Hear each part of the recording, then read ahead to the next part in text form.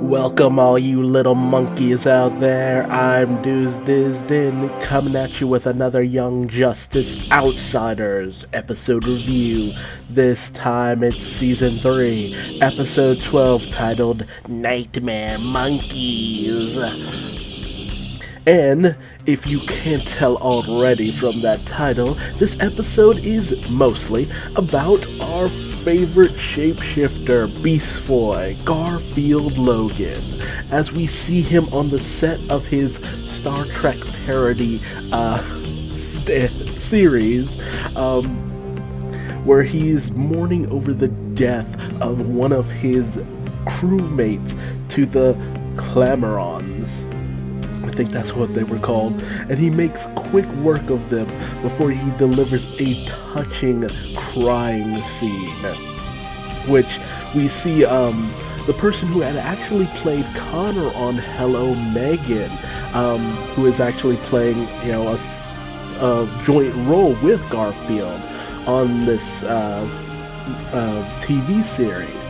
He talks about the fact that Gar was able to, do such a natural crying scene. And we have this kind of, very melancholy moment with Garfield where he talks about the fact that he's had a lot of practice. And this is in comment to the fact that he's lost a lot of people he's loved, which becomes the focus of this episode as a whole. Just the various forms of loss that Garfield has gone throughout the course of his life in this series. We also see Gretchen Good, also known as Granny Goodness, mention the fact that she was personally behind the fact that two people from the cast of Hello Megan ended up, on the same series because she wants it to be like a family. But this Garfield questioned this is because it's weird. She owns the company. It's weird that she would also be a casting director. And Granny Goodness mentions that she oversees everything within her company, no matter what it is.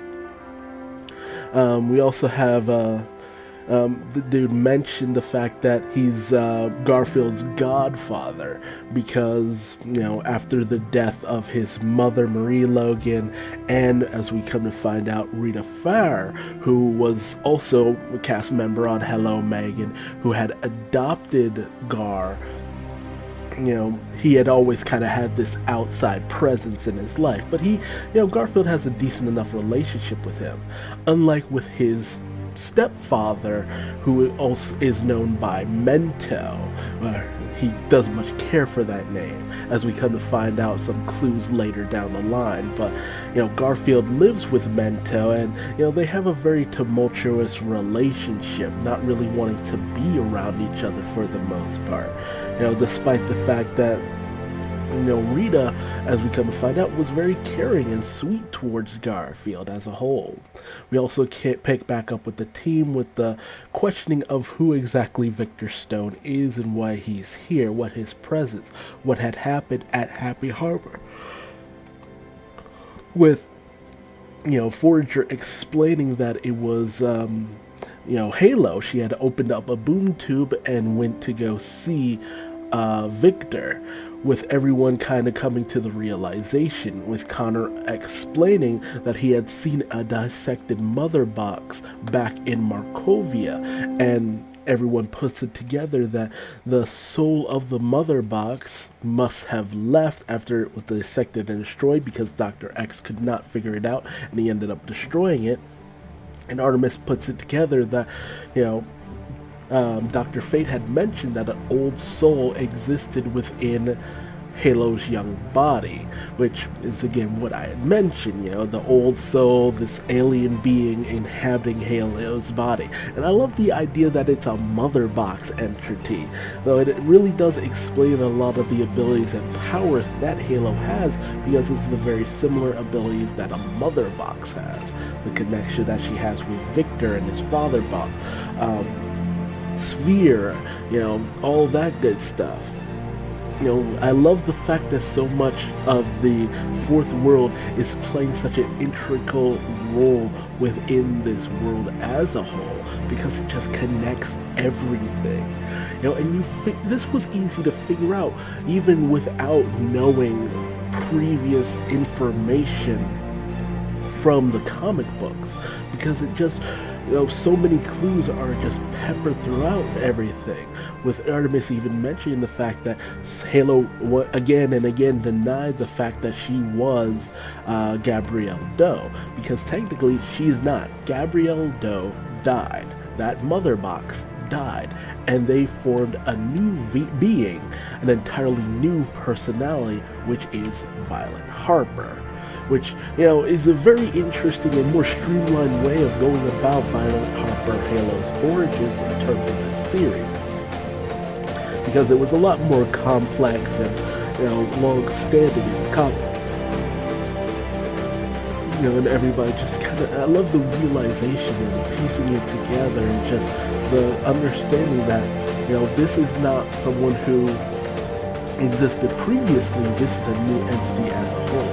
And even Brielle mentions the fact that none of them ever knew Gabrielle Doe. They've only known Violet Harper, and that's the only person that really, to a certain degree, matters to them. They can't lament over someone who has died. Violet Harper is here, Gabrielle Doe is dead. That's all there really is to it.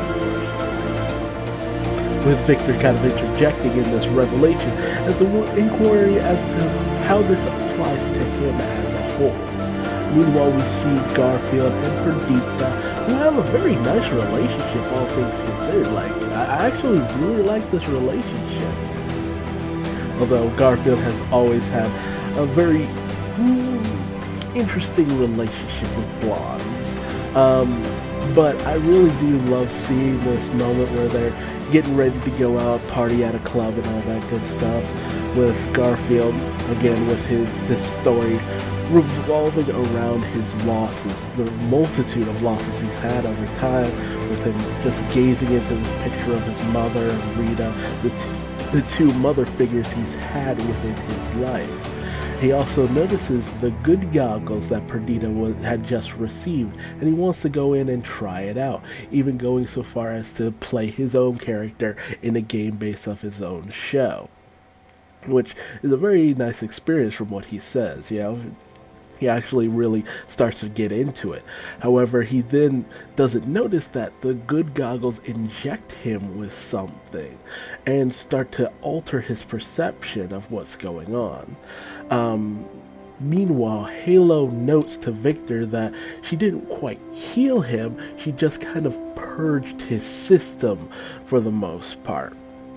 And, Victor is trying to convince them, hey, you guys gotta heal me, do whatever you can. I have a promising career, I have a life I want to get back to. But, once he starts to get all riled up, Sphere starts to, respond to this, sensing the father box technology within him, the apocalyptic technology within him.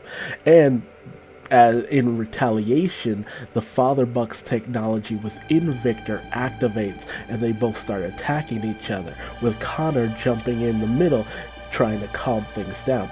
And I actually like the way everyone kind of handles this. No one, tries to subdue or attack or go after Victor or anything like that. Violet just purges his system yet again, trying to cleanse him, and they get Sphere to calm down, with even Halo just coming in and be like, it's okay, don't pursue this too much. And Victor tries to explain, no, that wasn't me, and Halo understands. It's like, that was the father box technology, but I managed to calm it down for the most part. But Dick notes the fact that this seems to be a limited time thing. There's no complete and total purge of the father box technology within Victor, so they have to keep Halo and Victor close to each other in order to keep him from going aggro.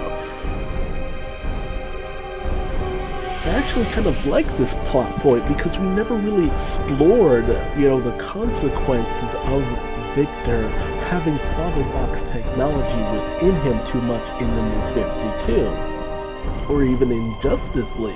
This is apocalyptic tech, which is very volatile by nature. It was made that way specifically, and to not have it just have this moment of, Cyborg losing control and stuff like that, it feels that that was a missed opportunity that I'm glad they're taking up on here. It also kind of goes into the fact of certain things that happen later in the New 52, where an entity known as Grid is formed from Cyborg's robotic half. So we might be seeing the prelude to that as well.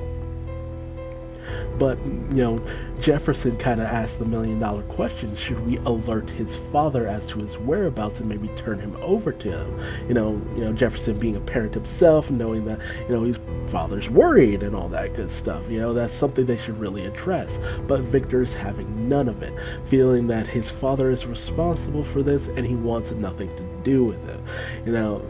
It's that anger issue, that temperament that we saw from Brion kind of bleeding over into Victor now, since Brion has kind of come to terms with a lot of things. And I love McGann's comment of the fact that, once again we managed to adopt another stray, referencing Sphere and Wolf and Brion, and, they just keep managing to take in more and more people, which is especially funny because they were taken in and of themselves. But as Garfield is enthralled by the good goggles, he suddenly starts to see all this information flash before his eyes that give him a direction on where to go specifically. And he gets up and he starts to kind of state to Perdita, I have to go to Encino. But then the good goggles overload and start to fly and all that good stuff. And then, Garfield is put in this simulation, or this mental simulation basically, where he sees various past people he's lost. And in this one, he sees, of all people, Wally West, Ted Cord the Blue Beetle, Jason Todd, former Robin, as well as Tula, who was lost during the storyline in Young Justice Legacy. So it's this whole big moment for him where he's going through all the people he's lost over time. Aramis starts to question, though, Halo's words that she speaks during her time of trying to cleanse Cyborg. But, Halo has no memories of these words that she speaks. So it shows there's still this disconnect between Halo's body and, natural flesh body and the artificial mother box that inhabits her body. We also then have this little heart-to-heart moment between McGann and Connor over the fact that they never seem to have much alone time now. They're always taking in more things from this overall mission that Dick had, had Connor go along with and all this. And it's starting to get in the way of, certain things that they wanted. They had wanted Happy Harbor to be their home away from the League, away from missions, their own little slice of paradise. And now that's starting to be invaded by their work life, which is a very interesting route of going. We're really exploring this relationship, which I'm glad. A lot of people were questioning the fact that McGann didn't seem involved at first. And this, we're starting to see the answer to a lot of things. What happened with the team that went on with Batman? We saw a little bit of that. What happened with the McGann and Connor? Are we going to see any of that? Yes, we're seeing some of that. What happened with this? What happened with that? What's happened with Garfield? Are we not going to see him in action anymore? No, of course we're going to see him in action later down the line. And I love that all of this is starting to be addressed. However, Connor and McGann aren't quite on the same wavelength of what they should do in order to remedy this situation, with McGann thinking that they should have date nights, times where they can just go off and spend some time together, more or less. With Connor thinking they should have a secret base, more or less, where they can just kind of throw all their problems away, or just have their own secret hideout where they just rendezvous from time to time. So a little bit off kilter for the most part.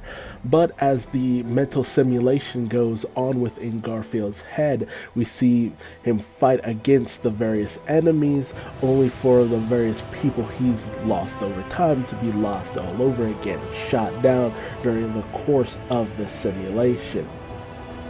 With Wally even calling out, it's like, man, who are we going to lose next? There's these moments of levity that Wally calls out during the course of this, but it's to underplay this really, it's adjacent to Garfield's nature of, trying to be very comedic, but it's more of a mask for a lot of the pain that's going on in his life. And I love this because this is a situation that we never really explored too much during the course of Guard's, storyline within the Teen Titans animated series. He had his own stories and stuff like that, but it never pertained to his origin or the people he knew in the past. It's a lot more personal, but here is a lot more reactionary personal. And we even see this image of, the death, quote unquote, of Wally West, where he was, whisked away into the Speed Force, which makes me wonder if we're ever going to see Wally during the course of this season. Maybe towards the end, I'm thinking. But, Wally had gone out, and the loss of Wally, how Artemis broke down and all that good stuff, and just Gar's pain expressions, the constant loss and hurt, where he just wants it to, change it, go away.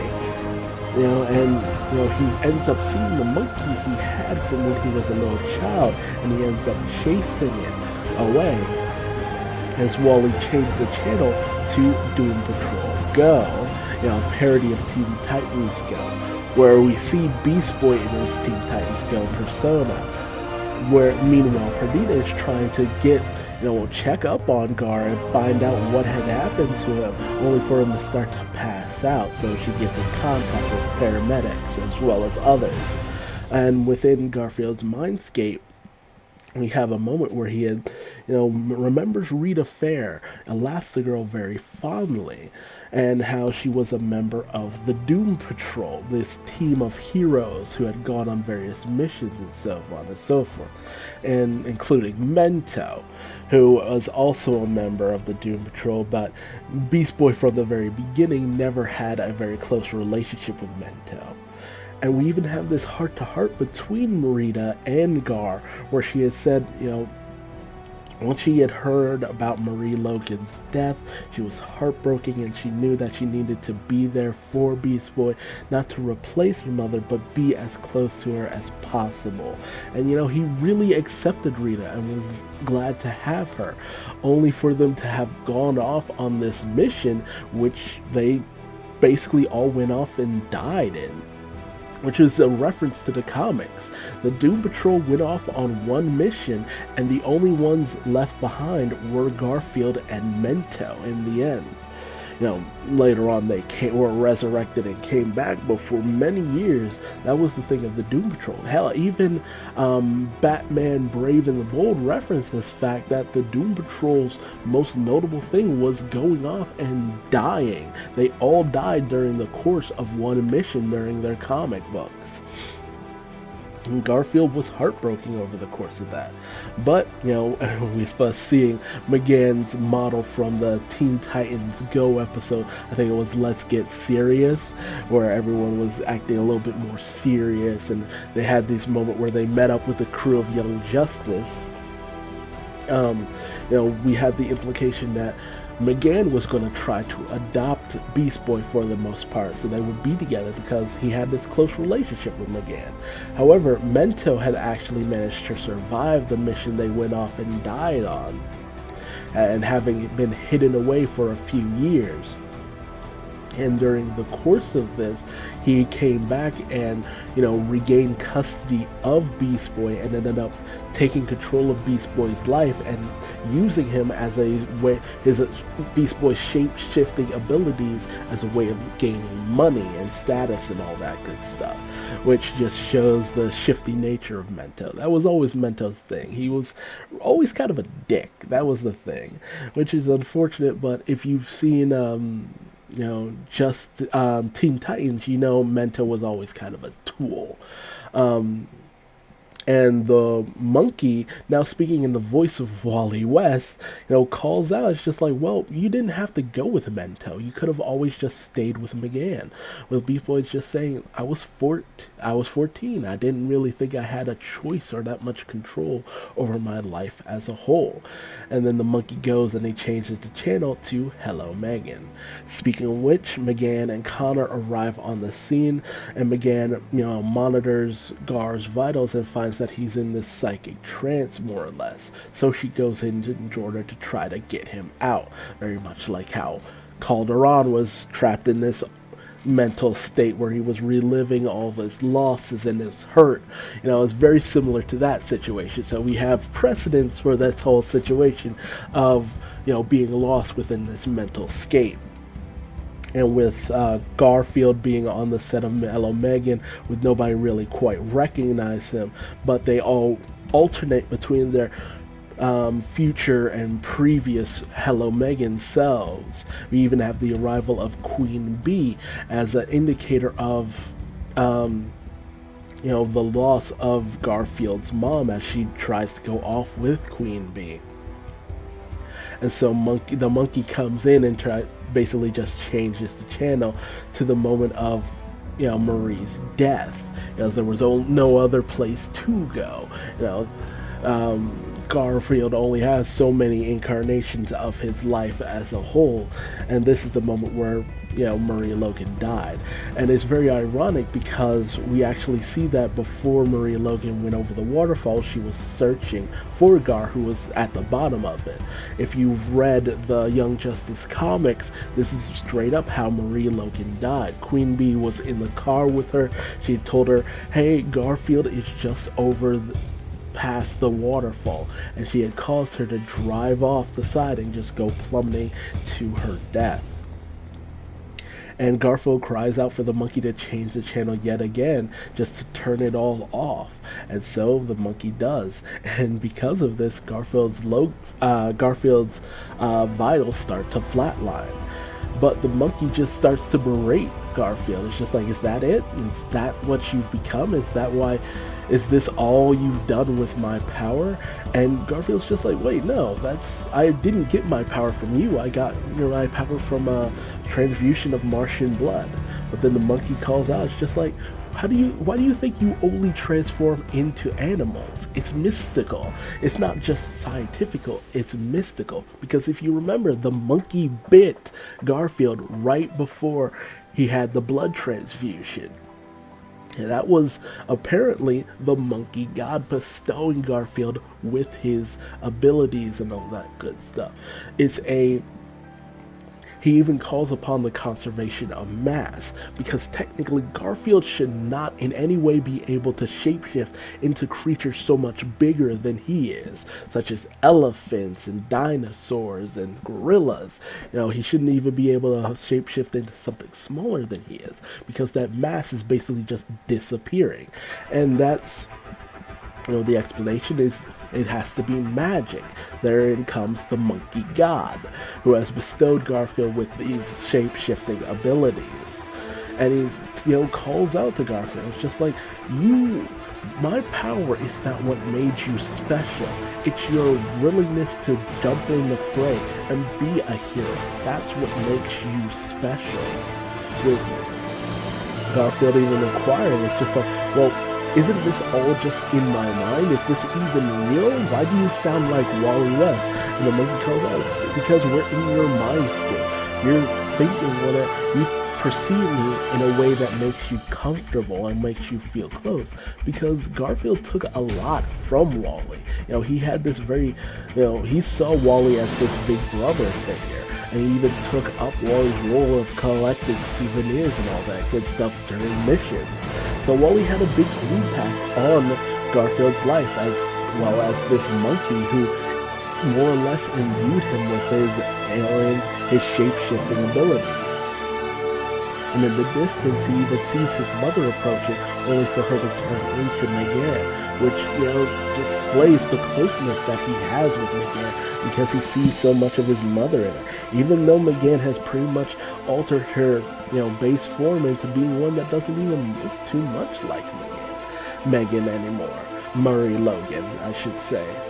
And so Megan manages to find Garfield, and they have this heart-to-heart. It's just like, because she says that, I'm glad I found you, but you always had your own way out of this. You had already realized how to get out of this mental state.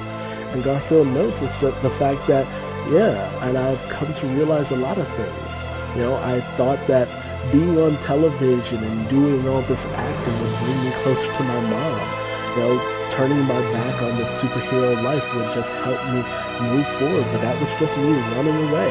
And he decides that he wants to move forward with his life. He wants to go back to being a hero and doing good and helping other people, because that's what he feels that these powers are for. And as he wakes up and has this moment with Perdita, he notes the fact that the Good Galgos, being a product of Granny Goodness, who oversees everything within her company, no matter what it is, she is the root of what almost basically killed Garfield, or at least tried to put him under control. So they're gonna have to, go out and just get some information as to what exactly Granny Goodness is up to. And before that, he has this very touching moment with Perdita, where they have this very nice chemistry that I'm actually glad they actually had this connection ultimately. Not just in the fact that, they were both close to Wally, who had saved their lives, but also upon the fact that they actually care for each other. And seeing this, even, Megan and Connor share this embrace and kiss, because it's just like, well, it wasn't date night. It still was a nice, sweet moment that helped bring us closer together. And speaking of which, we also see two others who have, slowly grown closer together over time, namely Violet and Brion, which is a long time coming. They were eventually going to hook up at some point. And hopefully this relationship actually helps to, get Violet to, bloom out of her shell for the most part and explore different avenues of her life, as well as getting Brion to basically mellow out and, to trust within the team as a whole. So this was a very intense episode with so many facets, multi-layered levels, just the development of everyone understanding Halo and Victor and how their abilities are tied within New Genesis tech and Apocalyptic tech, but the biggest core thing was just Beast Boy and his lifetimes and tribulations, everything he's gone through. Because they've lost tons and tons of people, all things considered, and nobody's felt the loss more than Garfield. He had to take time away and just explore himself for the most part, just do his own thing. But I'm glad he's come to this realization that he still wants to go out and help people and be a hero, which I thought was a very sweet and just awesome episode and moments. And I just loved all the references and parodies, especially the Teen Titans Go situation. Like, what? But tell me your thoughts in the comment section below. I'm sorry I've rambled ad nauseum, but I love the show. I love the, intricate layers that the creators just put in there to just make you go, yes, that connects to this and that and this and that and this and that. Nothing feels like it just pops out of nowhere. There's always a connection to something deeper, already set up so much further in the past. But tell me your thoughts in the comment section below. What was your favorite part? Did you want to see more of the, team and what was going on with them? Or were you glad to get some, personal one-on-one time with Garfield as a whole? Because he's gone through a lot of trauma for the most part. And I'm glad to see him dealing with that. Not to mention, it was an interesting way of just addressing the fact that his powers should not work the way they work. And not just that, the fact that we got some clues as to just pushing along the plot that Granny Goodness, isn't as good as she might seem. And if you like this video, feel free to leave me a like, and if you didn't, feel free to leave me a dislike. I know this is really long in the tooth, and I'll understand if nobody really cares to watch such a long video. But hey, how about subscribing, because I'll definitely be bringing you more info and information on the background of DC Comics through one of my favorite DC animated series of all time, Young Justice, because I just love ensemble pieces that explore various characters. That's why I love Batman Brave and the Bold. But hey, that's enough for today, and I will see you in the next video. Thanks so much for joining me. Bye bye.